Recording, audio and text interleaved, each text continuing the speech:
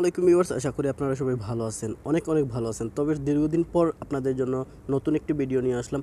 তো আমরা অনেকেই আছি হোয়াটসঅ্যাপ ব্যবহার করি। তো এই হোয়াটসঅ্যাপ ব্যবহার করি এবং অনেক সময় নতুন ফোন চেঞ্জ করার ফলে বা হোয়াটসঅ্যাপটি ডিলিট হওয়ার ফলে আমরা আবার নতুন করে হোয়াটসঅ্যাপ ইনস্টল করে আবার আমাদের অ্যাকাউন্টটি নাম্বার দিয়ে আবার হোয়াটসঅ্যাপটি ওপেন করি। তো ওপেন করার পর অনেক সময় দেখা যায় যে আমাদের হোয়াটসঅ্যাপে আমাদের পুরনো এসএমএসগুলো বা চ্যাট লিস্টগুলো আর আসে না। কন্ট্যাক্টগুলো আমরা কাদের সাথে কথা বলেছি, এসএমএসগুলো এগুলো সম্পূর্ণরূপে চলে যায় এবং নতুন করে আবার আসে।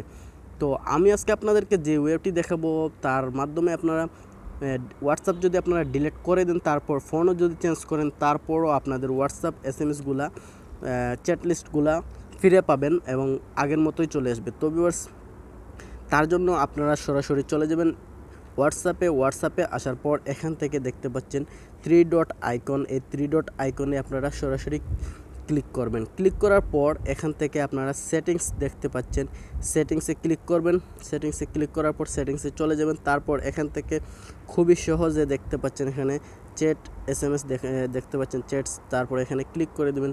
ক্লিক করার পর এখানে নিচে আসবেন। নিচে আসার পর এখানে দেখতে পাচ্ছেন কাজটি হচ্ছে এখানে। তো এখানে দেখতে পাচ্ছেন যে চ্যাট ব্যাকআপ। তো এখানে ক্লিক করবেন। ক্লিক করার পর এখান থেকে দেখতে পাচ্ছেন ব্যাকআপ।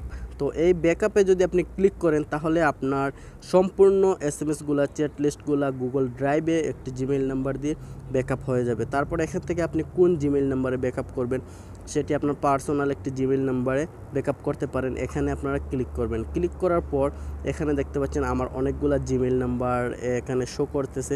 তো আপনাদের যে মেইন জিমেইল নাম্বার যেখানে আপনি গুগল ড্রাইভ ব্যবহার করেন সেখানে একটি জিমেইল নাম্বার এখানে সিলেক্ট করে দিতে পারেন। করে দেওয়ার পর এখান থেকে আপনি ব্যাকআপ করে দিতে পারেন। তো এখান থেকে যদি তারপর আপনি ব্যাকআপ করে দেন, তারপর ব্যাকআপ করে দেওয়ার পর আপনার কাজ শেষ, অটোমেটিকলি একটি জিমেইল নাম্বারে ব্যাকআপ হয়ে যাবে আপনার চ্যাট লিস্টগুলো। তারপর এখান থেকে সরাসরি আপনি যে কোনো মোবাইলে আপনার হোয়াটসঅ্যাপটি ওপেন করেন নতুন করে হোক বা আপনি ডিলিট করেও আপনি ওপেন করেন, তারপরও আপনার এসএমএস বা চ্যাট লিস্টগুলো সম্পূর্ণরূপে চলে আসবে। তো এই ছিল সম্পূর্ণ ভিডিওটি। আশা করি আমার ভিডিওটি আপনারা সম্পূর্ণ বুঝতে পারতেন। বুঝতে কোনো সমস্যা হলে অবশ্যই কমেন্টে জানিয়ে দেবেন। তো ভিডিওটি যদি ভালো লাগে অবশ্যই প্লিজ সাবস্ক্রাইব